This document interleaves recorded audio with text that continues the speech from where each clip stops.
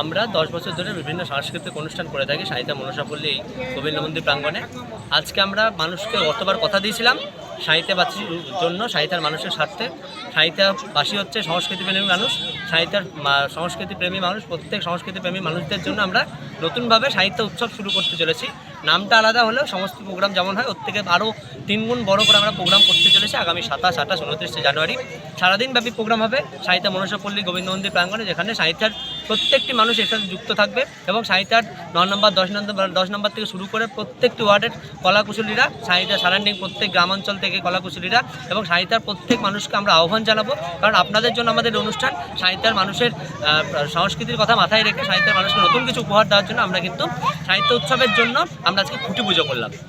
খুঁটি পুজো আমরা দুর্গাপুজোর সময় দেখেছি, এটা কি বিশেষ কি খুঁটি পুজোর?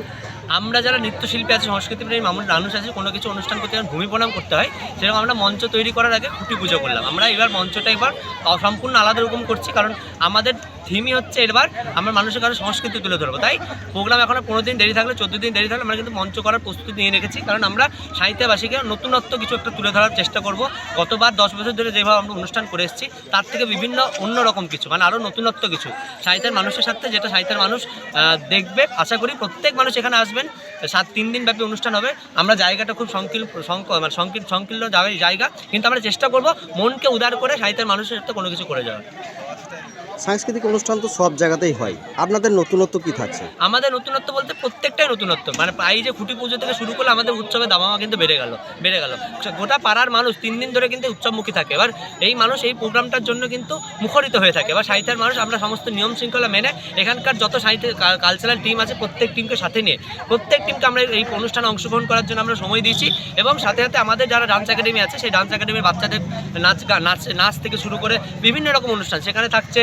আমাদের মহাভারতের কথা তুলে উঠবে, কোথাও আমাদের প্রভু রামের কথা উঠে উঠবে, কোথাও আবার মোরা একই বিন্দে দুটি কুসুম, এইসব কথা, মানে সমস্ত জাতি ধর্ম বর্ণ নির্বিশেষে আমরা এই অনুষ্ঠান করছি। এবং বিশেষ করে বাচ্চাদের জন্য থাকছে প্রতিযোগিতামূলক অনুষ্ঠান এবং আমাদের সকলের জন্য গানের, নাচের, তারপর আঁকার প্রতিযোগিতা অনুষ্ঠান। এবং প্রত্যেকদিন সন্ধ্যাবেলা প্রথম দিন যেমন হচ্ছে বিখ্যাত চলচ্চিত্র শিল্পী এবং মিরাক্কেল খ্যাত তন্ময় ব্যানার্জি এবং ইউটিউবার ধনুর অনুষ্ঠান। 28 তারিখ আছে সৌম্যজিৎ পাল সারেগামাপা ফাইনালিস্ট, তার অনুষ্ঠান। এবং 29 তারিখ আছে হচ্ছে আমাদের চ্যাম্পিয়ন প্লেব্যাক সিঙ্গার সারেগামাপায়ের আমাদের শোভন গাঙ্গুলির অনুষ্ঠান। তাই 3 দিন ব্যাপী এত বড় অনুষ্ঠান সাহিত্যের বুকে আমরা করতে চলেছি। আপনাদের সকলে সাহিত্যের মানুষের আশীর্বাদ আমাদের কাছে খুবই জরুরি এবং আমাদের যেভাবে সাপোর্ট পাই লাস্ট বছর থেকে আমরা পুরো এলাকার 9 নম্বর মনসাপল্লী থেকে শুরু করে, ছয়েরপল্লী থেকে শুরু করে সাহিত্য রক্তলাপাড়া থেকে শুরু করে গোবিন্দ মন্দির সমস্ত, মানে কোন এলাকার মানুষ বলবো যেভাবে সাপোর্ট করে, এই সাপোর্টকে পাথের ওপর আমরা কিন্তু এগিয়ে যাবো। এবং আগামী 27, 28, 29 সাহিত্যের মানুষের ঢল কিন্তু এখানে উঠছে পড়বে, এটা আমাদের দৃঢ় বিশ্বাস। আপনার নাম ও পরিচয়? প্রীতম দাস, আমি সাহিত্য উৎসব কমিটি সম্পাদক।